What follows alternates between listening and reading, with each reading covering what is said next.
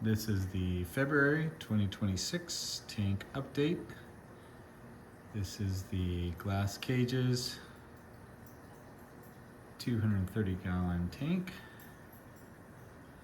It's been about 5 months since the last video. Tank is actually doing quite well. In that time, surprisingly, I have not, that I know of, lost any fish. All the fish are doing well. As you can see, the blue tang and the orange shoulder tang have gotten quite large. We call the blue tang Shamu because he likes to splash water out of the tank like crazy. There he is now. Orange shoulder is Bob. Bob will eat seaweed right out of my hand and let me pet him, so he's a pretty cool fish. But overall, the tank is doing quite well. Corals, as you can see, are growing like crazy.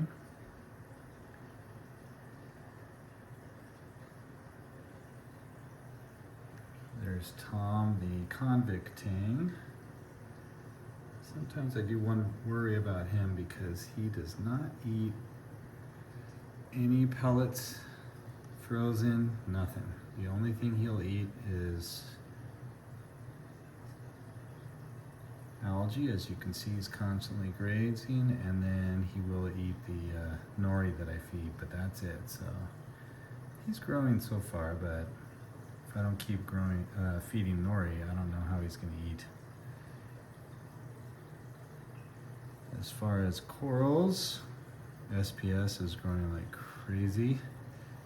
I believe Shamu knocked off a huge chunk of my Oregon tort, which is now in the garage, but despite that, the Oregon tort is holding its own with the purple stylo, which of course is monstrous.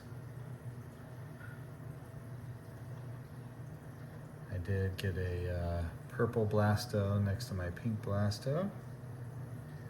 Those are doing well.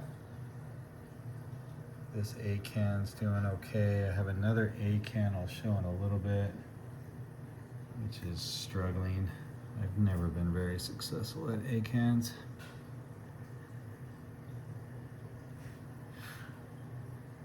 Mushroom rock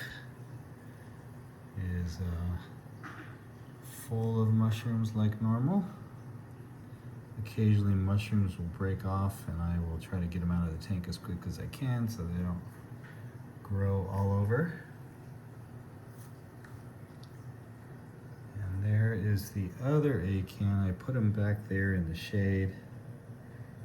It's been struggling. I thought it was getting too much light, but the way it's looking, I'm not sure it's gonna survive. Torches are growing like crazy. Nice and full and happy. And then Alveopora, it's getting quite large. I have a little Ghani that's in the dark back there. It was getting stung by the Alveopora, so I had to move it back there. It's starting to recover slowly. This Ghani is doing great. And then rock anemones are doing wonderful. Some of them actually moved off the rock, as you can see, and they're on the sand. And then there's one of the mushroom that broke off and found his place right there. So this might become a mushroom rock at some point. Dragon Soul, or Favia, is doing all right.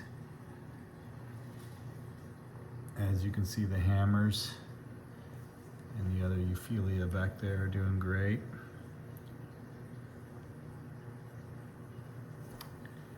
And then the SPS, Green Slimer, always growing quickly. I got another Oregon tort back there. It's taken off, doing quite well. All these other SPS are doing really well. happy that the pink Floyd, the yellow one there, that one's really starting to take off, which is nice. Bill Murray right there, it's doing great. This one is clearly starting to overtake the Miyagi turret, so I'm gonna have to trim that back to let the Miyagi turret grow a little more. Of course, the pink Cadillac is growing like crazy. It's grown very large. This guy has grown huge. Probably gonna take this pink acro here and move it to the garage. It's just never colored up. Doesn't seem happy in this tank, so I'm gonna try it in the garage, see how it does.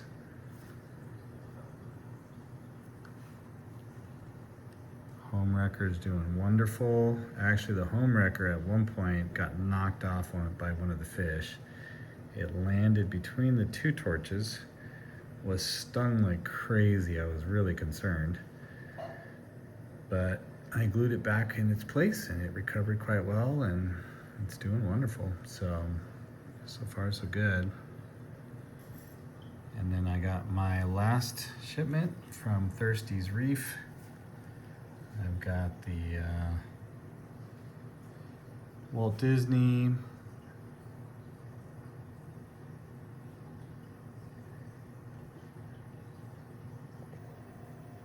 the Heisenberg.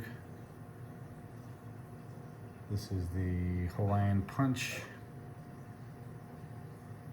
Jason Fox Solar Flare, and then the Bahama Mama Millie. So I just got to figure out where to put those in the tank, and those will be pretty much my last acros in this tank. But as you can see, the acros are growing quite well. Tank's doing well, no issues so far. All the equipment is pretty much the same.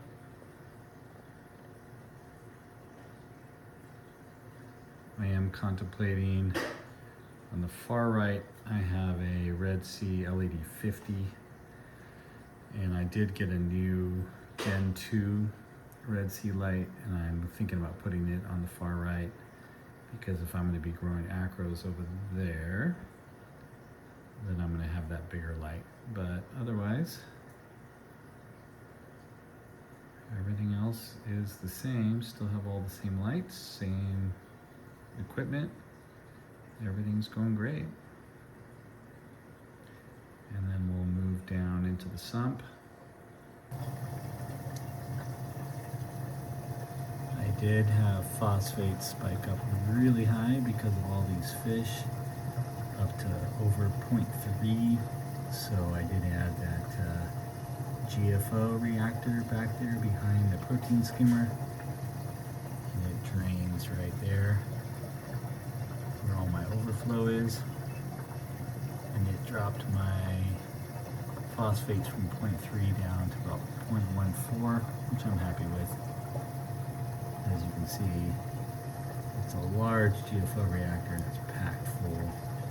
That's not the more expensive GFO, but I may have to get the more expensive stuff to see if it's a little more efficient, but so far it's working pretty decent.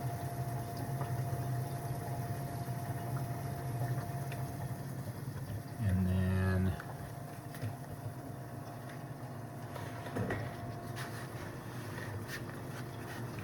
over here, everything else is pretty much the same, with the exception of the X10. The X10 I used to have back in the back there. And the X10 has a tendency to go through heads. So one of them is actually working right now. So it's doing a alkalinity test right now.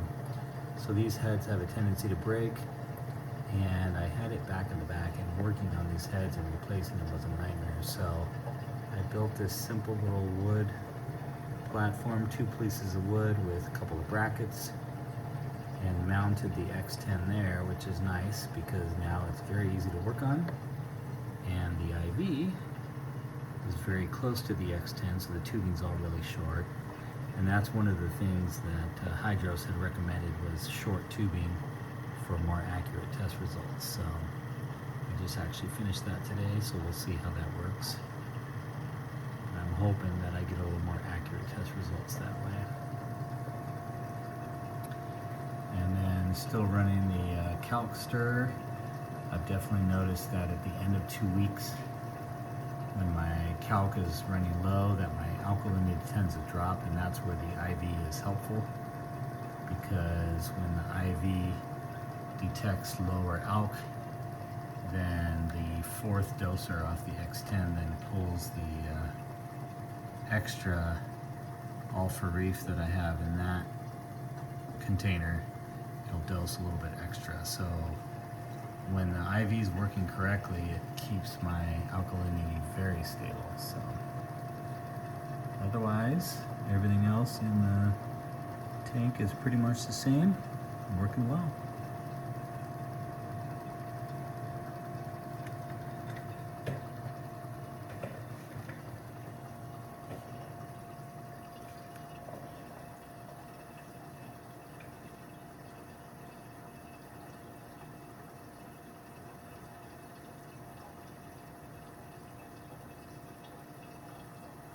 And then we'll move to the garage and take a look what's going on out there.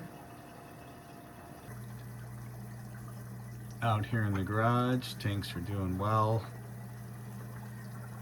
Got a few little random corals in this small 20-gallon tank that are actually doing quite well. I turned the light down to minimize some of the algae growth, but the corals don't seem to mind it. My lone clownfish in this tank. And then in the bigger tank, this is where I'm hoping to keep most of my frags. I've got a few frags that I took out of the tank. There's that big chunk that the blue tang knocked off of the Oregon tort. So I've got 2 pieces of Oregon tort out here, which are doing fine. Big piece of the pink Cadillac that got broken off.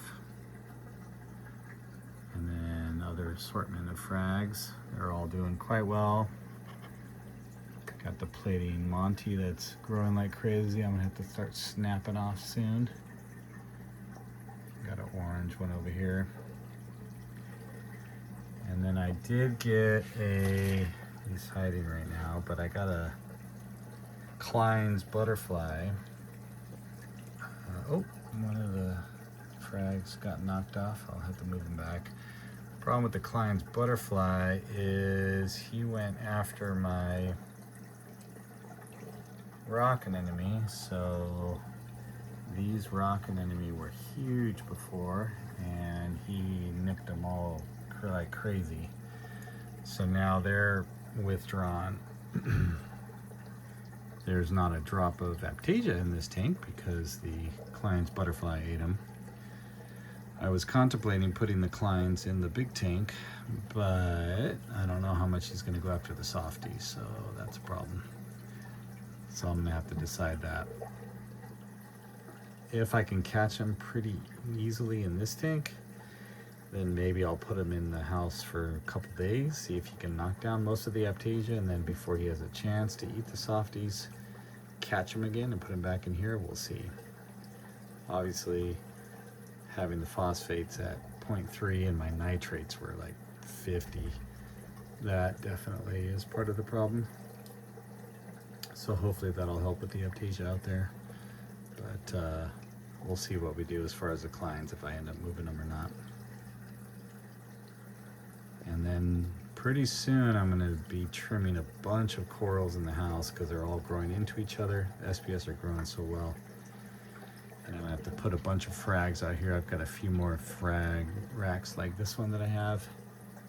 I'll be putting them out here, and I actually have a 3rd Red Sea LED 150 that I'm going to put and hang from the ceiling. So I'll have 3. I'll turn up the lights and I'll be able to grow a lot of frags out here. And so we'll see how they do.